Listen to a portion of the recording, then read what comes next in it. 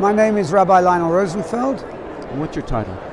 I'm the senior rabbi at the Western Marble Arts Synagogue, Central London, in the United Kingdom. How do you feel going back now that this is, you've had a few days of invigoration?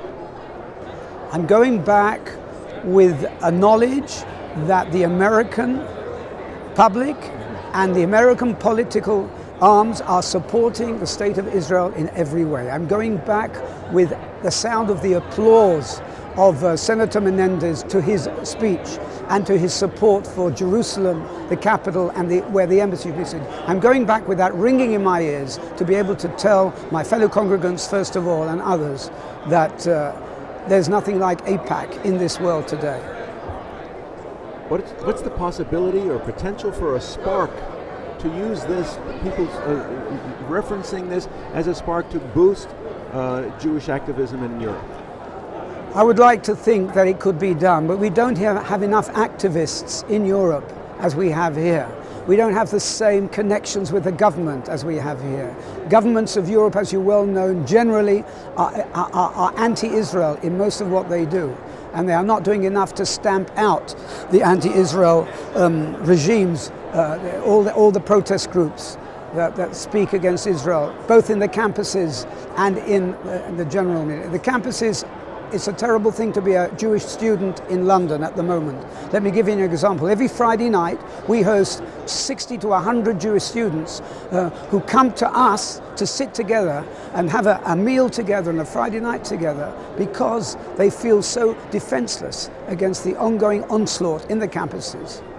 It's very difficult. You cannot be a Jew and a Zionist anymore as a student. You cannot say you're a Zionist. The word Zionist is a dirty word.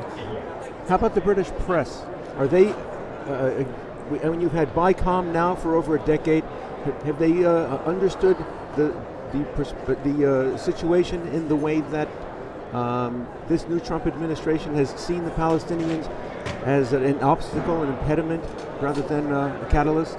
I would say that I remember that Rabbi Sachs, when he was chief rabbi, brought a large group of journalists from the newspapers which are generally anti-Israel to Israel. And for a few weeks we had positive comment, but it soon dissipated and we're back to the usual stuff. When Israel does something great, it's never reported.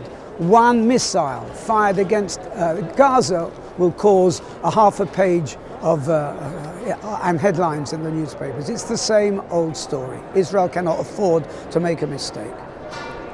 Are new measures, new techniques, new tactics in order at this stage? How much time does European Jewry have left? But it's hard for me to say. I would say that in certain countries, the writing is on the wall. Sweden, the Netherlands, without a doubt. France, possibly. Look at all the tragedies and the terrorists again still continue. Huge rise of anti-Semitic incidents in every European country, even in Britain. But I would say that it's not going to happen again. I really believe that Britain will never allow that anti-Semitism to be such a threat. But I can't speak for the rest of Europe. I would not like to be a European Jew today in the countries that I've mentioned. No, but how safe is it for the synagogue attendees in London? Well, look, I have to say that 3 years ago, myself, my colleague in another synagogue were on a hit list, and we had to be protected for quite a few weeks by motorcycle outriders when we left the synagogue. I could not believe it, but we were told that. So there is a threat. Our synagogue spends well over $120,000 a year just on security, on cameras, all the way around.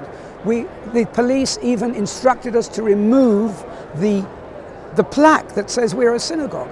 It does not say Western Marble Arts Synagogue. There's just a little mark on the door. I protested, but they said, no, you're in an Arab area now.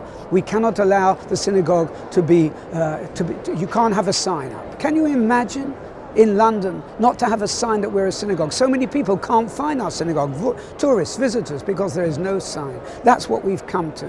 It's an embarrassment, it's a shame. And unfortunately, I can't do anything about it. That is what the police tell us we have to do. It's the biggest budget, it's the biggest expense in our budget, in the synagogue budget today, security. And is your synagogue unique in that regard? Not at all. But being in central London, we have now 2 fire doors. You come in one, you have to be checked. Then you come in another. It's like almost going to the airport. It really is unbelievable how things have changed. And this is a portent for the future, I'm afraid.